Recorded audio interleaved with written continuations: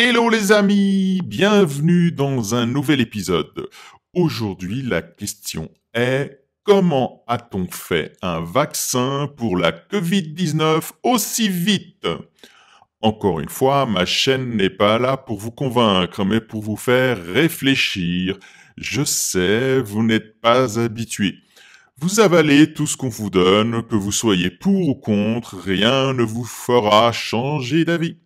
Et oui, quand on est con, mais pas ici. Ici, vous êtes intelligent et vous devez réfléchir. Je ne vous donnerai pas de preuves car je sais que même quand on a des preuves irréfutables, votre cerveau reptilien va les ignorer pour ne croire que ce que votre idéologie vous oblige à croire. 3, 2, 1, c'est parti! Comment a-t-on fait un vaccin pour la Covid-19 aussi vite?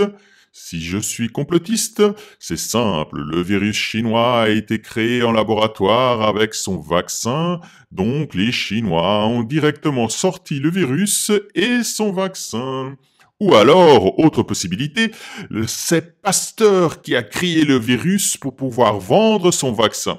Depuis longtemps, ils attendaient le bon moment. Ou encore, on a fait un vaccin à la va-vite sans respecter les procédures sanitaires, ce qui nous donne des vaccins sans aucun recul, donc très dangereux, on va tous mourir.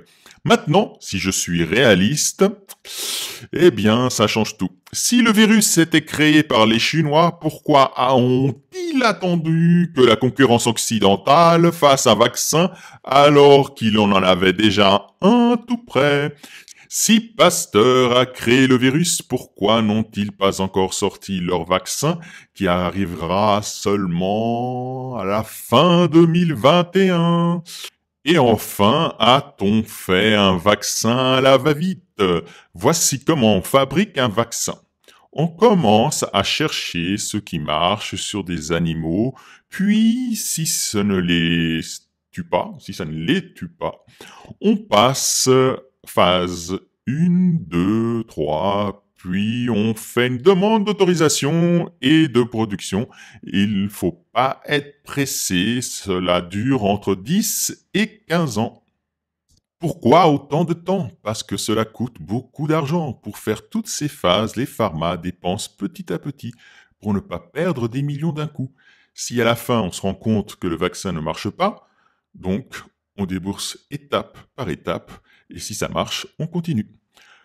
Comment a-t-on fait pour le SARS-CoV-2? Premier point, l'argent. Les États, surtout les États-Unis, ont inondé les pharma d'argent pour qu'ils n'aient pas peur de chercher en vain et pour pas qu'ils ne risquent de perdre des millions. C'est ce que nous voyons ici sur le graphique. Le développement avait déjà commencé en 2003 grâce au SARS-CoV-1, le premier, et le MERS. Puis, les phases se sont chevauchées sans connaître les résultats de la phase précédente. La production à grande échelle, elle aussi, a débuté en même temps que la phase 3. Pourquoi on ne fait pas cela d'habitude? Pourquoi on ne fait pas cela d'habitude? Parce que cela coûte très cher. Des milliers de volontaires qu'il faut payer, des chercheurs qui doivent analyser, qu'il faut aussi payer. Personne, aucune boîte pharmaceutique ne va dépenser autant d'argent d'un coup sans être certain que cela marche, donc étape par étape. Mais cette fois-ci, on l'a fait. Et pourquoi on l'a fait? Pour ne pas perdre de temps. Car plus vite on a un vaccin efficace, plus vite la vie peut redevenir normale. Et nous pourrons ainsi arrêter le massacre économique et sanitaire. Alors, est-ce que le vaccin est-il moins sûr en 10 mois de développement qu'un autre vaccin développé en 15 ans?